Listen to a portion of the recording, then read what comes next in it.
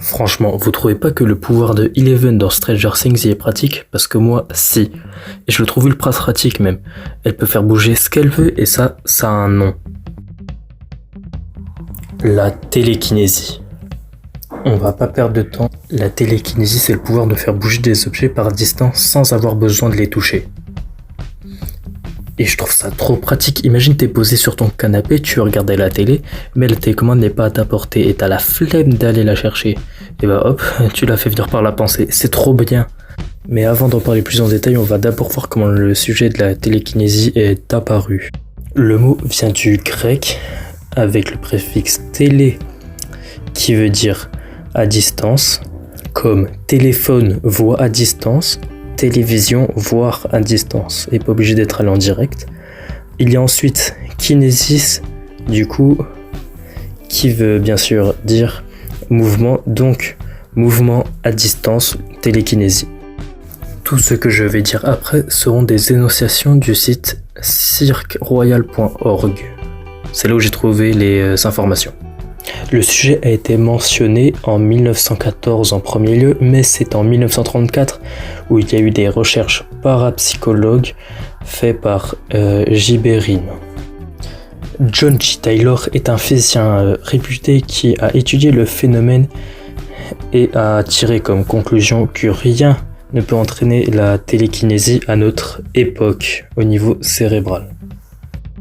Mais il y a un cas particulier, le cas de Nina Kulagina. Elle est russe et très populaire sur les études de la télékinésie.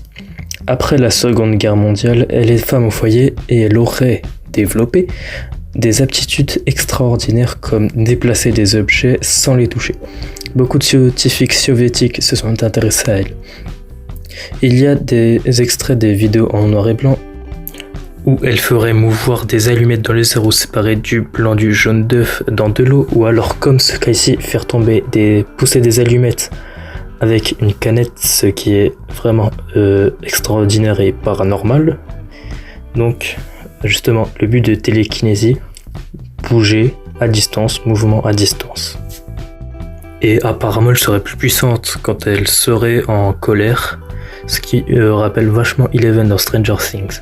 Elle aurait perdu ses pouvoirs à cause des phénomènes électriques dans des tempêtes. Mais venant de l'Union soviétique, n'aurait-il pas menti, manipulé les gens avec la propagande? Mais surtout la vraie question, c'est est-ce qu'elle possédait vraiment ces pouvoirs? La télékinésie a beaucoup été popularisée dans des livres, des séries ou alors des films comme Stranger Things avec Eleven. Jusqu'à maintenant, aucune preuve fiable nous dit si ça existe, mais pourrait-on la faire exister dans le futur avec les technologies à venir? Neuralink. Là, vous savez, les puces que Elon Musk veut nous mettre dans le crâne.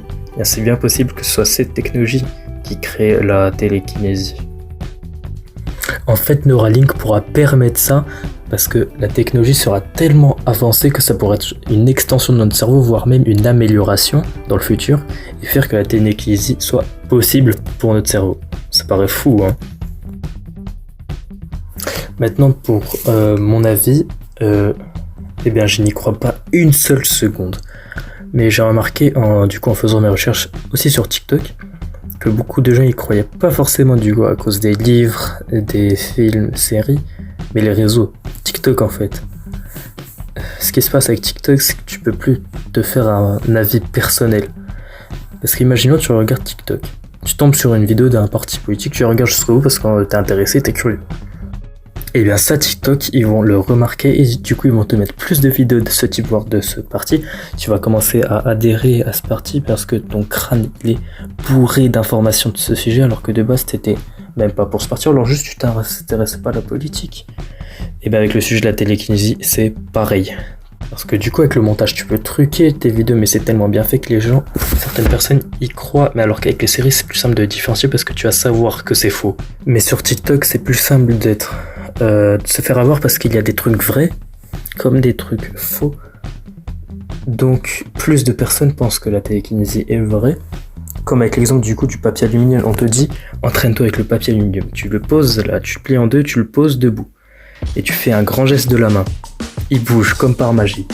parce que le papier aluminium est composé de matériaux légers. Donc un petit souffle d'air le fait bouger. Et tant que je n'aurai pas une preuve scientifique fiable, je n'y croirai pas. Merci d'avoir regardé cette courte vidéo et abonne-toi parce que j'ai rush cette vidéo en un après-midi. C'est pour ça qu'elle n'est pas travaillée, parce que ce sera dernier 2025 parce que après je pars en vacances, donc il n'y aura plus de vidéos. Mais après j'aurai moins de temps pour faire des vidéos parce que il y aura la rentrée, les devoirs, les trucs chiants. T'as vu? Like et commente ton avis parce que ça m'intéresse de fou. Bonne journée, ciao.